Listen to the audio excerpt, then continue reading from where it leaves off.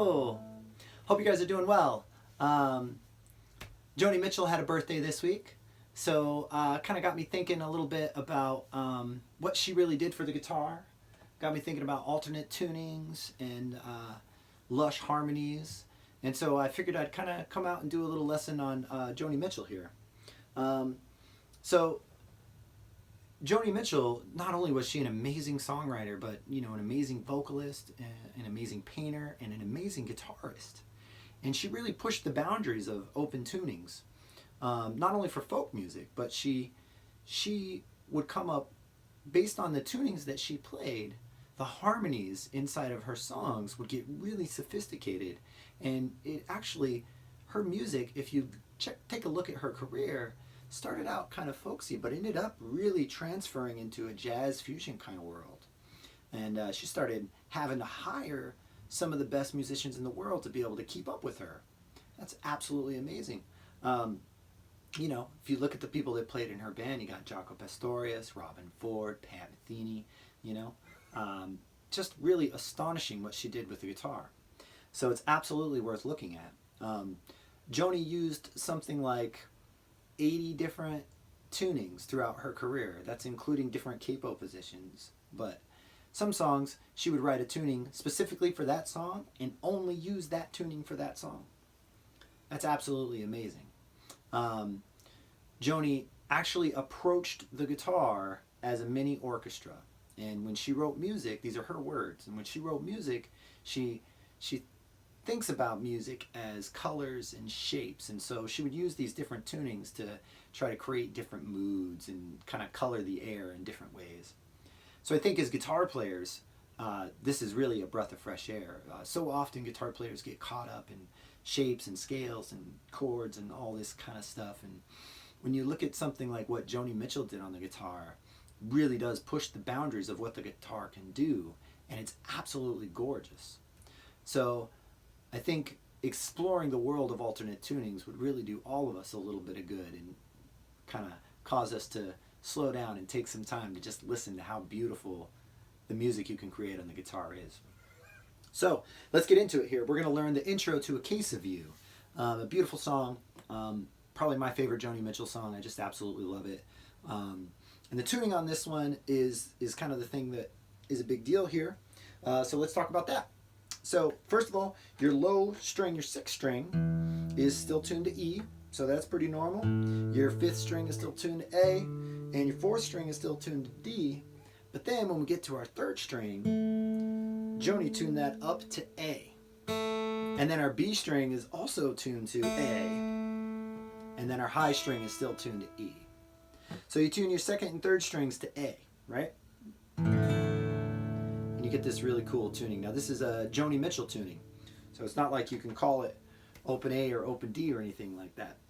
I will say that some of her earlier music was focused on open D and open E kind of tunings, but as she progressed throughout her career, she started exploring in more original tunings and tunings that she would create for each song. So, A Case of You, let's talk about it. So for the intro here, which is the section we're going to learn today, predominantly throughout the song, you're going to be finger picking with your thumb, your first finger, and your second finger. And for most of it, we're going to be doing our fifth string, our second string, and our first string, okay? So you play those three together at the same time, and that's going to be happening through quite a bit of this intro here. Starting with this first chord. So you take your first finger and you put it right on the first string on the second fret. That's our first move right there. All right? And then we're going to jump up to, we're going to take our first finger and it's going to go on to fret 4 and string 4 on fret 5. And our pinky finger is going to go on string 1 on fret 7. And then our string grouping is going to change just a little bit. And we're going to have our fourth finger, our second finger, and our fourth string, our second string, and our first string. I'm going to play those together, okay? So far we got, then we're going to jump up, and we're going to do this little guy here. So what's happening there is my first finger is still on the fourth string, but now I'm on fret 9, and my pinky finger is still on the first string, but all the way on fret 10, and I'm playing the same string set there, okay? So and then that's going to move down, and we're going to do this. So first finger is now on fret 7, and my pinky finger is on fret 9. Okay? And then back into the first one, and then back into the second one. And play that 2 times like that. So that much again.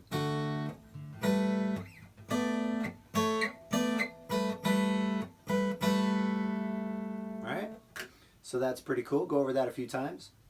And then what we're going to do is we're going to kind of stay with the same string grouping, but our shape on our left hand is going to change just a little bit.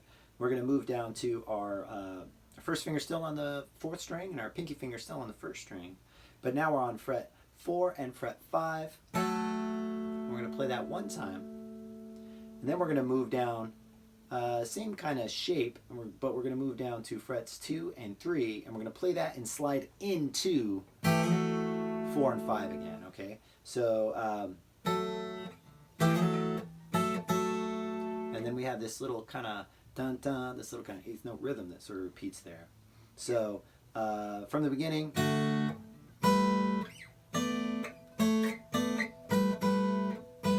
part happens twice. And we have our slide. And we have our bouncing rhythm again. Okay? And then we're going to move down, same shape. We're going to move down to frets 2 and 3. Same rhythm, same string set. And we got this little walk down that's happening here. We got, right? So now we're going to go back to our very first voicing, which is our first finger on fret 2 on string 1. And then we're going to take our 3rd finger and we're going to go all the way down to string 5 and fret 4. And we're going to play string 5, string 2, and string 1. And play that twice. Then real quick, we're going to bounce off of that first voicing again. So that much again from here. So we play it once and we slide into it. Then our walk down continues.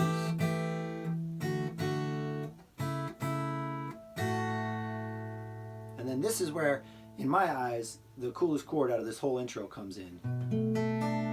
This is like a B minor 7 voicing. It's really beautiful though. So your 3rd finger is on fret 9 on the 6th string, and your pinky finger is on string 4 on the 9th fret.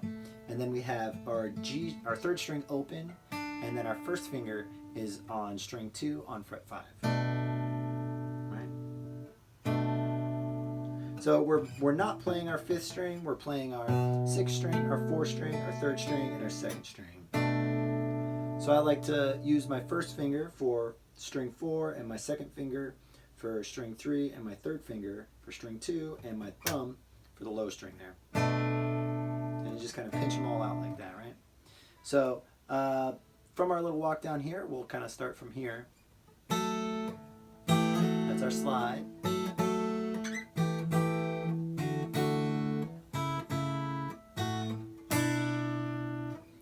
So one more time.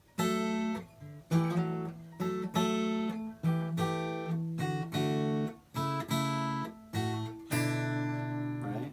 Beautiful right there. And then this is where there's kind of a tricky part that happens. Our 1st finger, we're going to take our low strings, our low fingers off, and we're going to play our 1st finger right there on the 2nd string. We're going to play that note individually. We're going to pluck it and then slide down 1 fret, okay? So and then you're going to play strings 5, 2, and 1. And you're going to play that twice on with your 1st finger on fret 4 there on string 2. Then you're going to put your 2nd finger down on string 2 on fret 5. And then you're going to play those open, okay? So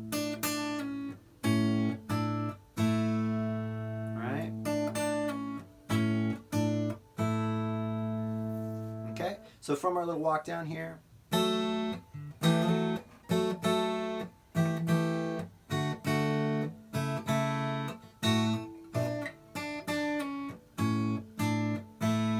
right?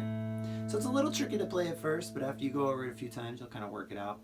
Absolutely gorgeous little thing there. I'll play it one more time for you.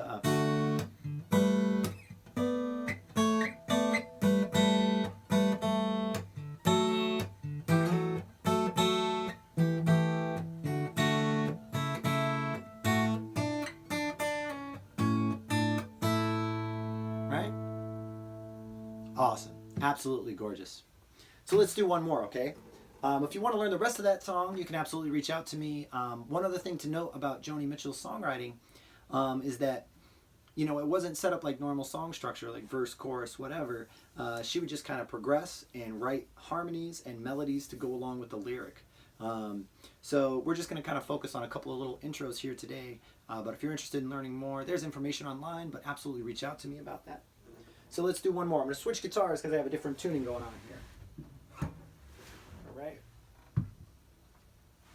So this next one is a very well-known Joni Mitchell song. And the tuning is absolutely wild, but it's gorgeous. The song is called Hejira. And check out this tuning. So our low string is tuned all the way down to C. And then our fifth string is tuned to G. And then our fourth string is tuned to D. And our third string is tuned to F. And then our second string is tuned to G. And our top string is tuned to C. Wow. Isn't that awesome? Sounds beautiful, doesn't it? So Hejira, when you listen to the song, there's actually an acoustic guitar and there's a dulcimer in there, and Jaco Pastorius played like 4 bass parts, all with quite a few chorus. It's absolutely gorgeous, but it's kind of hard to play along with because the tuning is pretty wild. And so if you're looking to actually learn the song, I would suggest looking up Joni Mitchell on YouTube and find some of her some videos of her playing it solo. But for our purposes, we're just going to kind of talk about this tuning and how beautiful it is on the guitar. So there's the tuning there, and the song Hejira is it kind of goes like this.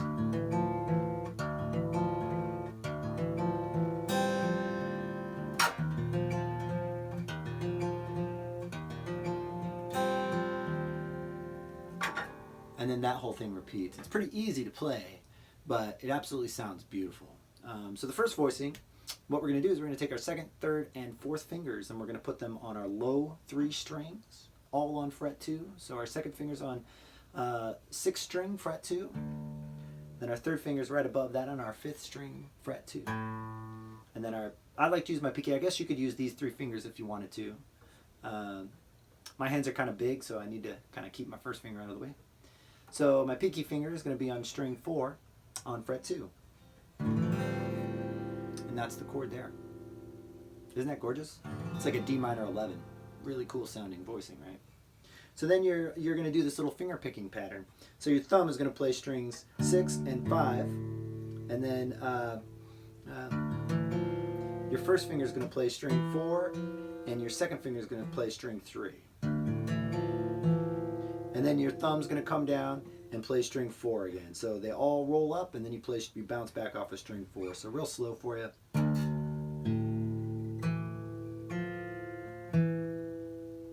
Right? You do that 3 times. And then you play your top 3 strings. And you just let them ring. Right?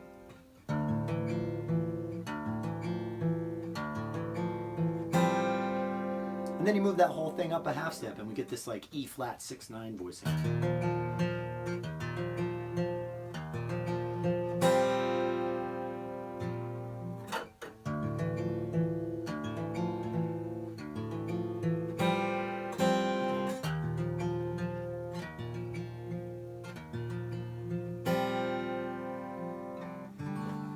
Right? So that's absolutely gorgeous. A little bit of Hejira there for you. I hope you guys enjoyed the lesson. I think really the biggest lesson that we're learning here today when we talk about Joni Mitchell is the guitar is not all about shapes and chords and scales. It's really about the harmony that it can create, and it really is designed to be kind of a mini orchestra. Those are Joni Mitchell's words. She said that she approached the guitar as it was her little mini orchestra. So when you think about it, you really can create some wide color schemes with the guitar. And, you know, it's a beautiful thing. And thank you, Joni Mitchell, for inspiring all of us and pushing the guitar in the world of folk music and pushing the guitar in the world of jazz fusion to farther reaches. If you guys have other questions, feel free to reach out. You can reach me directly at thomasandmusic.contact@gmail.com. I do one-on-one coaching, so if you have questions about anything like that, please feel free to reach out. Hope you guys have a wonderful day. Thanks for watching.